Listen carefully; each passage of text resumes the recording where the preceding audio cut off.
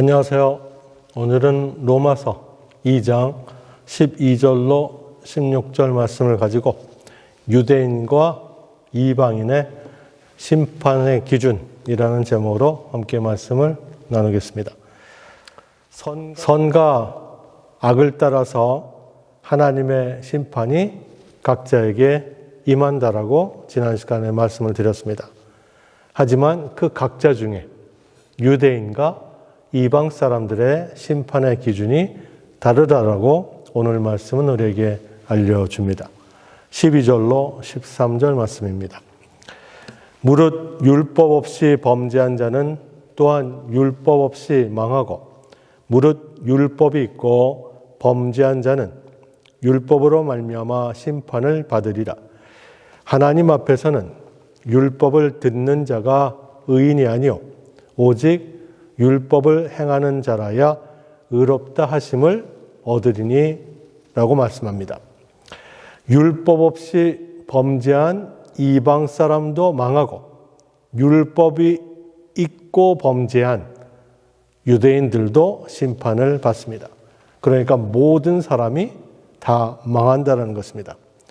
율법이 없어서 그래서 하나님을 몰랐기 때문에 죄를 짓는 것인지 좋다 몰랐다 라는 변명이 통하지 않는다라는 말씀입니다.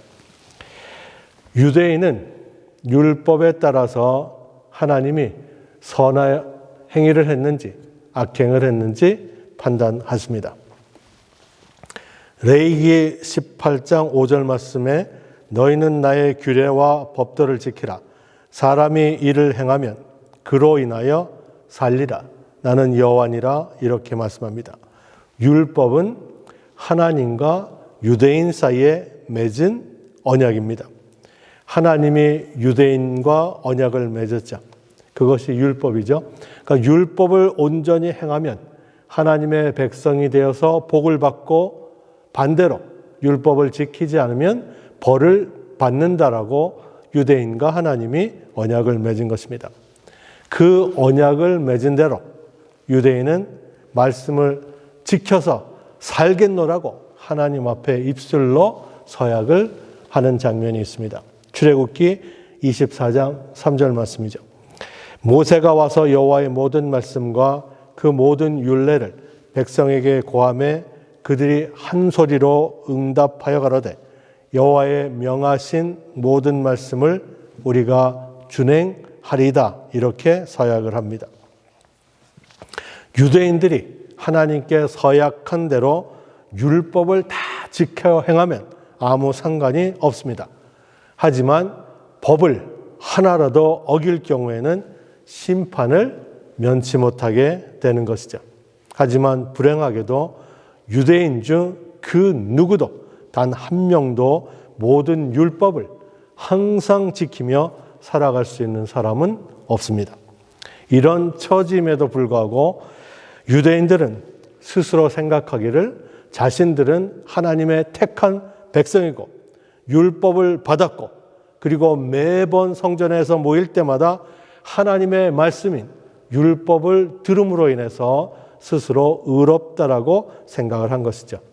그들은 하나님의 말씀을 듣고 있는 것으로 의로운 삶을 살고 있다라고 착각을 한 것입니다.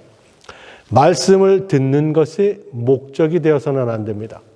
말씀을 듣고 행하는 것이 목적이 되어야만 되는 것이죠. 한 거지에게 하나님이 이옥불이라는 체크를 주셨어요. 얼마나 큰 축복입니까? 하지만 그 거지가 그 책을 받아서 다리 밑에 숨겨놓고 사용하지 않았어요. 그러면 더 이상 그것은 축복이 될 수 없는 것이죠. 율법을 받았는데 율법대로 살아가지 않으면 율법 받은 것이 아무런 축복이 되지 못하는 것이죠. 하나님이 율법을 주신 것은 그 율법을 온전히 지켜서 구원을 얻으라고 주신 건데 그 누구도 율법을 온전히 지킬 수 없기 때문에 결국은 율법을 통해서 죄를 깨닫고 예수님을 믿으라는 이런 사도 바울의 이야기인 것입니다. 율법을 들으면서도 행하지 않으면 의인은 될 수 없습니다. 야고보서 1장 25절 말씀입니다. 자유하게 하는 온전한 율법을 들여다보고 있는 자는 듣고 잊어버리는 자가 아니요 실행하는 자니 이 사람이 그 행하는 일에 복을 받으리라 말씀합니다. 실행하는 자가 복을 받습니다. 듣고 잊어버리면 아무런 복도 받을 수 없습니다. 많은 사람이 하나님을 사랑한다 고백합니다. 하지만 그들이 살아가는 모습, 행하는 것을 보면 하나님보다 다른 것들을 더 많이 사랑하면서 살아갑니다. 단지 주일에 나와서 예배드리고 말씀 듣기에 그것이 사랑인 것으로 착각을 하는 것이죠. 다른 것을 하나님보다 더 사랑하며 사는 것은 하나님을 사랑하지 않는 것입니다. 그래서 예수보다 귀한 것은 없네 라는 찬송가처럼 예수 외에 더 귀한 것이 없는 삶을 살아갈 때 그것이 바로 하나님을 사랑하는 모습인 것이죠. 그것이 말씀대로 살아가는 자의 모습인 것입니다. 율법을 듣는 자나 가르치는 자나 듣는 것, 가르치는 행위 자체를 의로운 것으로 생각하면 안 됩니다. 가르치는 대로, 듣는 대로 행할 때만이 하나님이 의롭다라고 인정하고 심판하심을 잊지 말아야 합니다. 14절로 15절 말씀입니다. 율법 없는 이방인이 본성으로 율법의 일을 행할 때는 이 사람은 율법이 없어도 자기가 자기에게 율법이 되나니 이런 이들은 그 양심이 증거가 되어 그 생각들이 서로 혹은 송사하며 혹은 변명하여 그 마음에 새긴 율법의 행위를 나타낸다라고 말씀합니다. 유대인들은 율법에 따라 심판을 받습니다. 율법 없는 이방인들은 하나님을 알만한 것이 저희 속에 보여졌다라고 성경이 이야기를 하죠. 로마서 1장 19절 말씀입니다. 이는 하나님을 알만한 것이 저희 속에 보임이라. 하나님께서 이를 저희에게 보이셨느니라 이야기를 하죠. 하나님이 저희 속에 보이신 것, 그게 본성이고 그것이 양심인 것입니다. 그래서 이방인들은 양심의 법을 따라서 하나님의 심판을 받게 됩니다. 율법을 모르는 사람도 거짓말하는 것, 살인하는 것, 그것이 악하다라는 것을 압니다. 예를 들면 살인하지 말라라는 십계명의 그 율법을 받기 전에 가인이 아벨을 죽인 다음에 그것이 잘못된 것임을 이미 알고 있었습니다. 거짓말하지 말라라는 율법을 받기 전에 야곱은 자기가 이삭을 속인 그 거짓말한 행동이 악한 것임을 이미 알고 있었습니다. 무엇을 해야 되고 무엇을 하지 말아야 되는지 우리는 양심을 통해서 다 알게 됩니다. 아동 성추행과 같은 짓을 하면 자신의 양심이 악한 짓이라고 판단을 하게 되죠. 그래서 율법 없는 이방인도 이 양심의 법에 따라서 심판을 받게 됩니다. 아담과 하와가 말씀을 어긴 것을 그 잘못을 알았을 때 두려워 숨죠. 왜 말씀을 어긴 것에 대해서 잘못인 줄 알았을까요? 양심이 판단했기 때문에 그런 것입니다. 사람이 죄를 지으면 양심의 가책을 받아서 불안하게 됩니다. 양심이 증거가 되어 송사하고 변명합니다. 하나님이 심판하실 때 우리가 옳게 살지 못한 것을 우리의 양심이 증거한다라는 말씀입니다. 양심을 속일 수는 없습니다. 하지만 변질된 양심은 우리 자신을 속이게 됩니다. 악한 양심, 화인 맞은 양심, 이런 양심은 굳어지고 더럽혀져서 죄를 지으면서도 죄를 죄로 여기지 않는 악한 자가 되는 것이죠. 그래서 이사야서 5장 20절 말씀처럼 악을 선하다 하며 선을 악하다 하며 흑암으로 광명을 삼고 광명으로 흑암을 삼으며 쓴 것으로 단 것을 삼고 단 것으로 쓴 것을 삼는 그들은 화 있을진저 이렇게 이야기를 합니다. 양심이 화인 맞으면 악한 것을 선하다라고 하고 선한 것을 악하다라고 하면서 살아가는 짓을 하게 됩니다. 예수님 당시에 간음한 여인이 예수님 앞에 잡혀오게 됩니다. 그때 예수님 말씀하시죠. 죄 없는 자가 먼저 돌로 쳐라.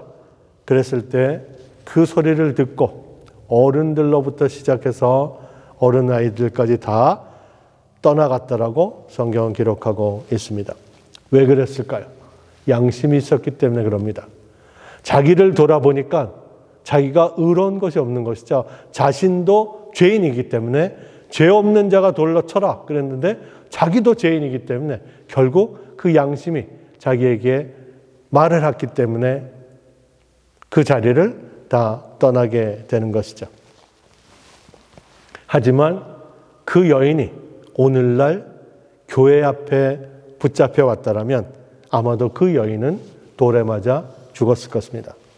오늘날은 썩은 양심, 무뎌진 양심, 화인 맞은 양심을 가지고 스스로 의롭다라고 생각하며 뻔뻔하게 살아가는 사람들이 많기 때문에 그렇습니다. 디모데전서 4장 2절 말씀은 자기 양심이 화인 맞아서 외식함으로 거짓말하는 자들이라 이렇게 이야기를 합니다. 오늘날 수많은 사람들이 거짓말을 밥 먹듯이 쉽게 하며 살아가고 있습니다. 깨끗한 양심이 원래 하나님이 우리에게 주신 양심인 것이죠. 이것이 더럽혀지고 굳어지고 화인을 맞아서 전혀 하나님의 소리를 들을 수가 없게 된 것이죠. 양심에 찔림이 없는 것이에요. 그래서 하나님이 눈에 보이는 율법이라는 것을 주시게 된 것이죠. 율법 이전에 양심의 법이 이미 우리 인간들에게 존재했습니다.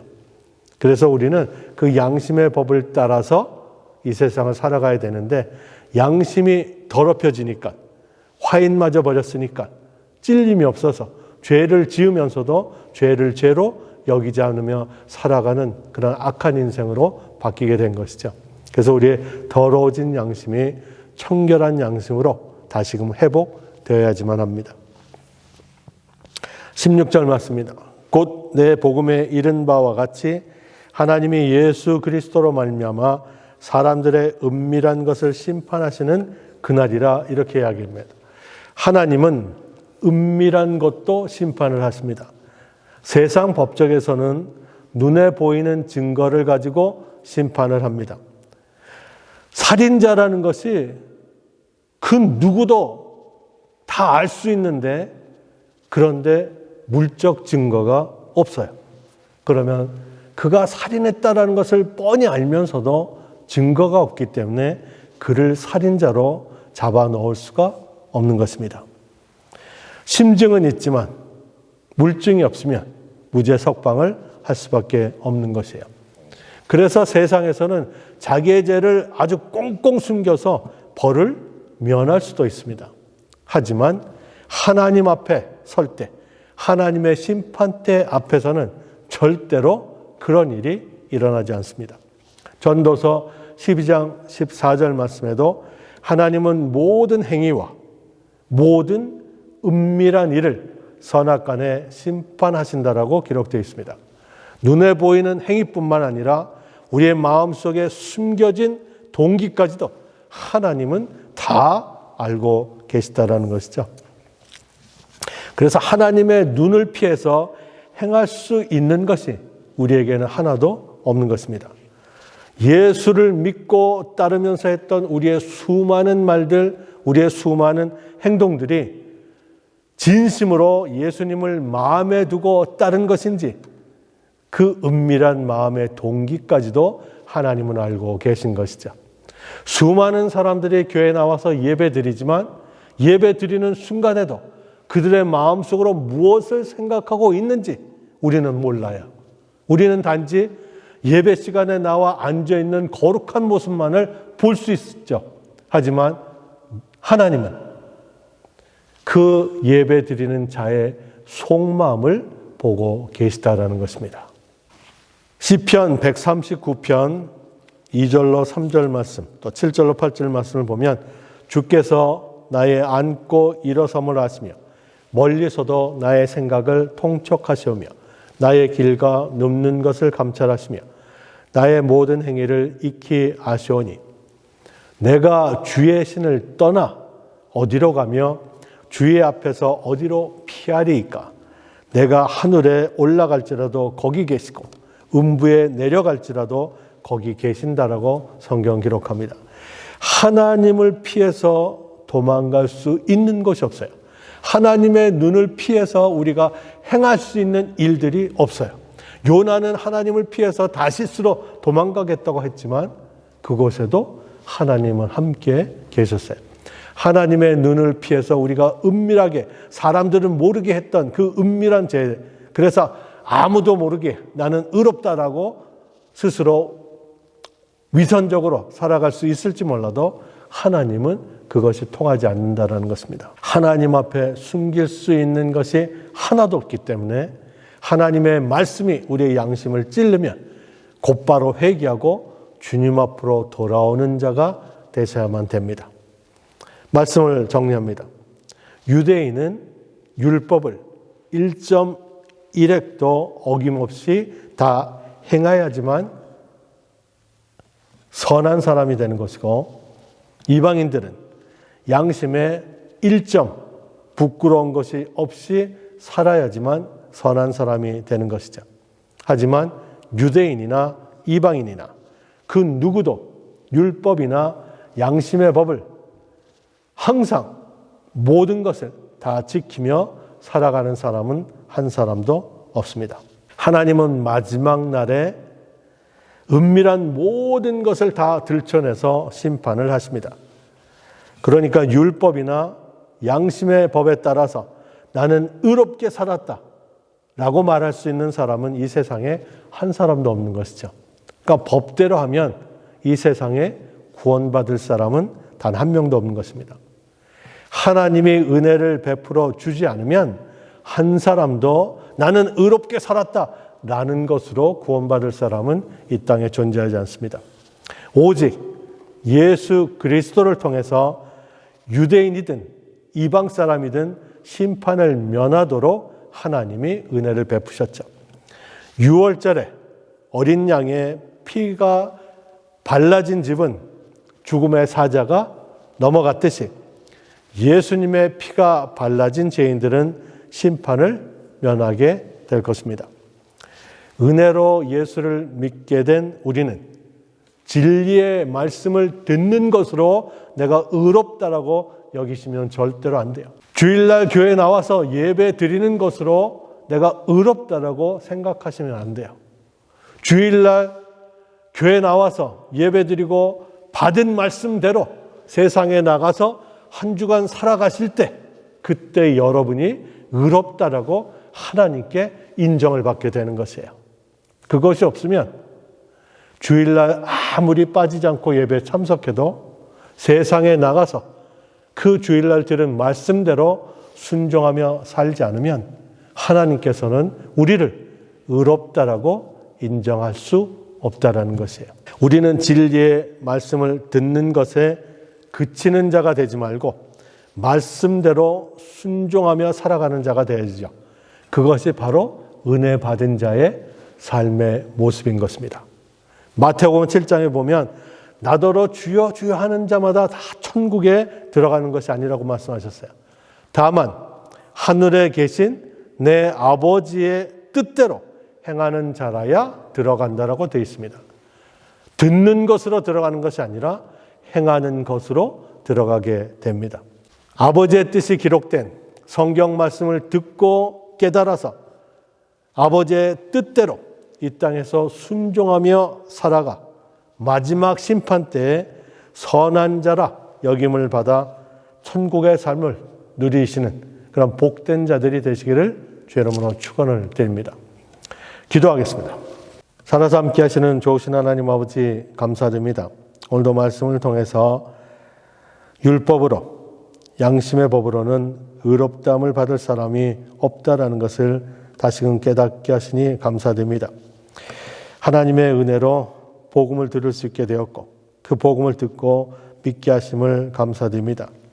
남은 일생 동안 하나님이 은밀한 것도 심판하시는 하나님이심을 잊지 않고 그래서 늘 청결한 양심으로 하나님을 보며 하나님의 말씀에 순종하는 저희들이 되게 도와주옵소서. 남은 일생 동안 하나님 아버지 오직 말씀을 듣는 것으로 만족하는 자가 아니라 들은 대로 행하는 것으로 기쁨을 누리며 살아갈 수 있는 저희들 모두가 되게 도와주옵소서. 예수 그리스도 이름으로 기도합나이다. 아멘.